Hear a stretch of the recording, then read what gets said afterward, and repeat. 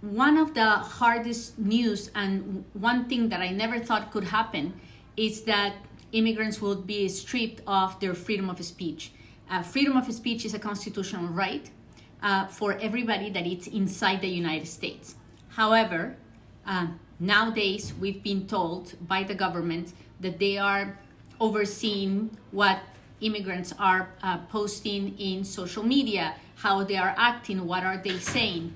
And we understand that if any of that information incites violence or terrorism, it could be used against immigrants. Well, there are different types of immigrants. There are immigrants who are legal permanent residents and people who have visas to work, to invest, to be in that, to tourist visas, student visas, and there are people who are undocumented in the United States. And the people who are undocumented in the United States may have an employment authorization because they have some type of protection under the law, or maybe very, very undocumented and they don't have anything. Well, the government and the courts the government has decided to strip the right of freedom of speech of all immigrants and use whatever information they can from the expressions of the immigrants to use them against them and revoke visas and strip people from whatever status they have if that information, the information that the immigrants provided, it's against the government interests. And you probably may think, okay, that's great. If they are terrorists and they post information about it or they incite violence, let's get rid of them. Well, it's not like that, because one thing is what you can express, what you can say. Another thing is what you can do, right? So if you do an act of violence, if you commit a crime, in fact, immigrants should be deported. They should be punished. But when you don't commit any crime, when you have not been convicted of any crime, I don't think immigrants should be stripped of their right to express feelings, how they think, how they feel about something.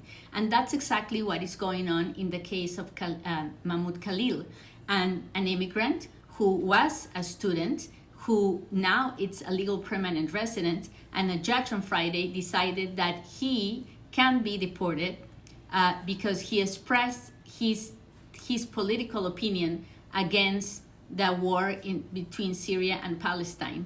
And the government told a judge that they are going to revoke Khalil's green card and deport him because his political opinions go against the political opinion of the government. And that is effectively stripping him from their right to express his opinions.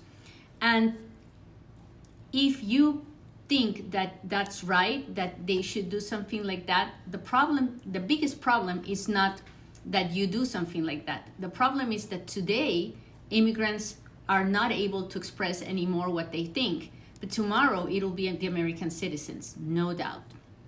So what I can tell all the immigrants right now that are watching this program is, under no circumstance, any immigrant with papers or without papers is able anymore to express their political opinions. National opinion, national politics, or international politics. From now on, if you are in the United States and you want to preserve whatever status you have and you don't want to get in trouble with the government, please do not express any opinion. At least not until we figure out how to recover our right to free speech. And in the meantime, anything that you post about any type of politics, foreign or national politics, will be used against you. So please be very, very, very careful about it. No joke.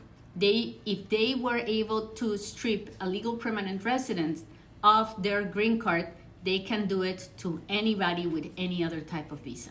So please, please do not post anything anymore about politics in any way, shape, or form, because the government may use the information against you.